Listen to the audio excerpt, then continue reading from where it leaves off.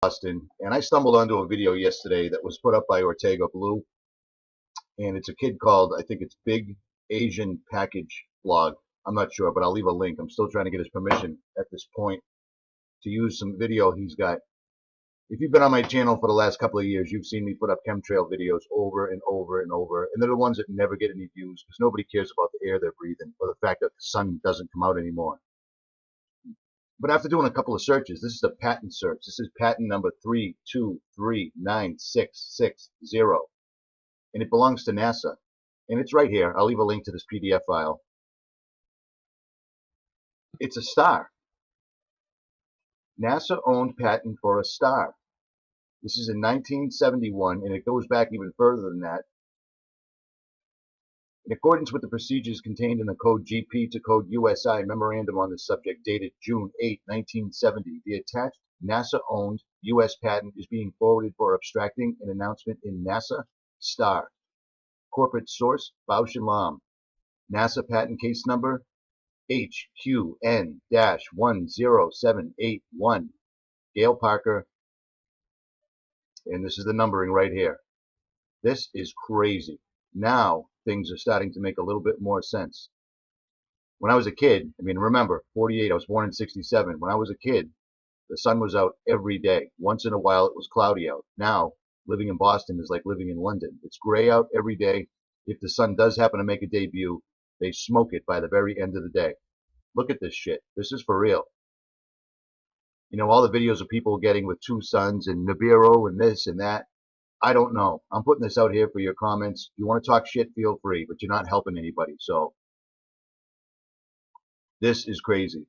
And I know the flat earth guys are going to jump all over it. Just look at it. Look at it for what it is. Okay? I'll leave a link for this. Clear as a bell. I mean, there's one little line right there. But let's take a look over here where the sunset is. Look at that. They are blocking out the sunset every single day. This has been going on for years. And you have people over here actually taking pictures. Look at the beautiful sunset. Look at this stuff. What is that right over Boston?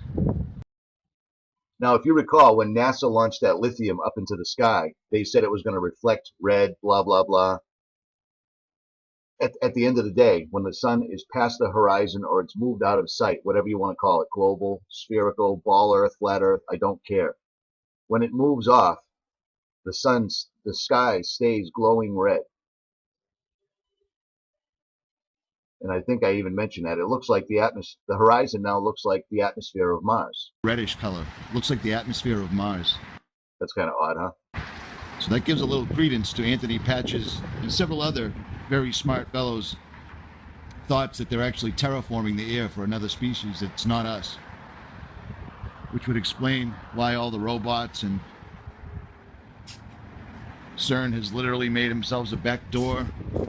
I don't know. Look at that. Clear. You can see here pretty clearly that that is not round. That is some sort of a hexagon or a cube or a black hole sun. Have they taken the sun out of the sky? How crazy does that sound?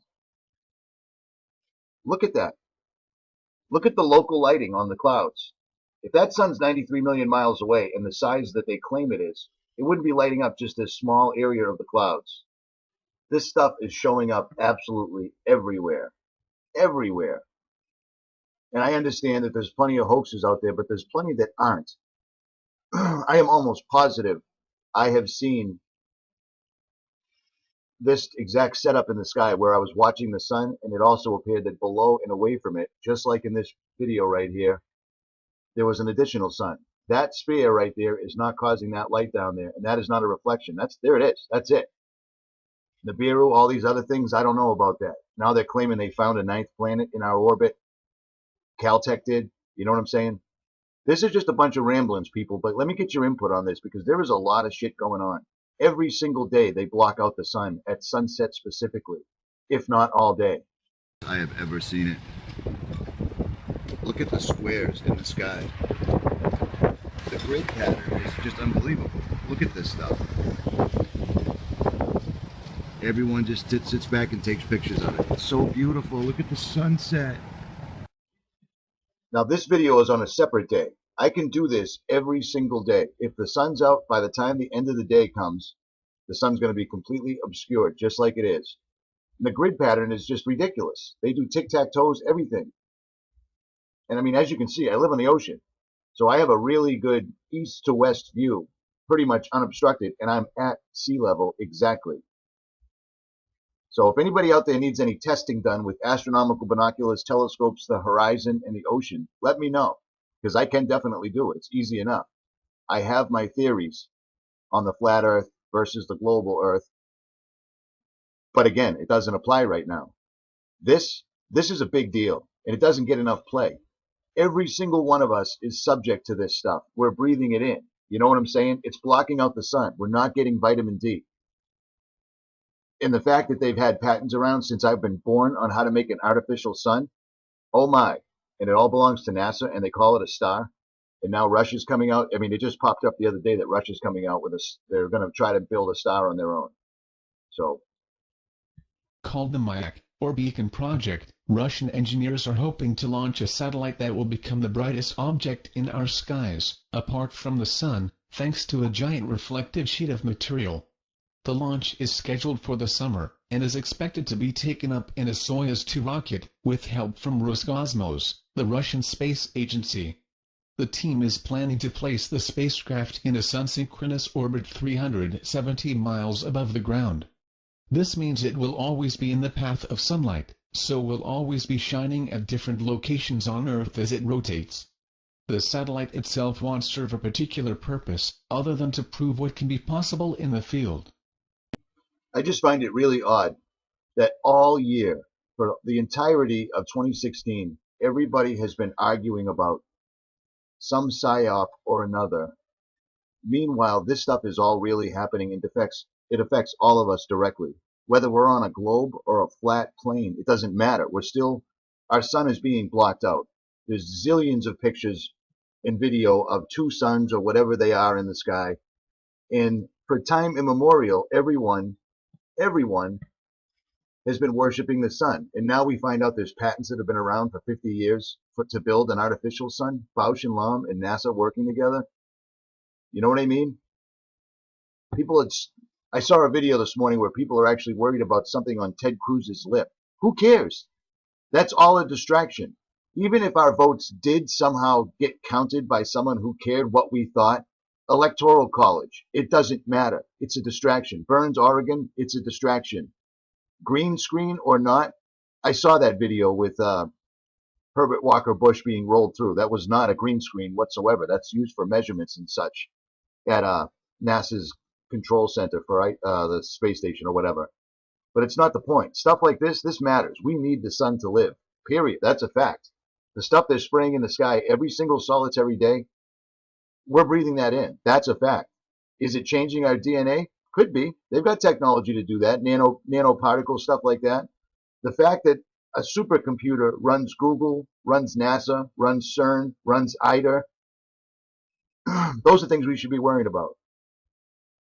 Gun control, that's out of our hands. It makes no difference. Presidential election, that's out of our hands. That makes no difference. You know what I'm saying? Green screen at NASA, that's out of our hands. And it makes no difference. Richie from Boston. Leave your comments below. Thumbs down. I don't care. I'm out. Hey, what's up, YouTube? It's Richie from Boston. And I stumbled onto a video yesterday that was put up by Ortega Blue. And it's a kid called, I think it's Big Asian Package Blog. I'm not sure, but I'll leave a link. I'm still trying to get his permission at this point to use some video he's got. If you've been on my channel for the last couple of years, you've seen me put up chemtrail videos over and over and over. And they're the ones that never get any views because nobody cares about the air they're breathing or the fact that the sun doesn't come out anymore. But after doing a couple of searches, this is a patent search. This is patent number 3239660. And it belongs to NASA. And it's right here. I'll leave a link to this PDF file. It's a star. NASA owned patent for a star. This is in 1971, and it goes back even further than that. In accordance with the procedures contained in the Code GP to Code USI memorandum on this subject dated June 8, 1970, the attached NASA-owned U.S. patent is being forwarded for abstracting an announcement in NASA STAR. Corporate source, Bausch & Lomb. NASA patent case number HQN-10781.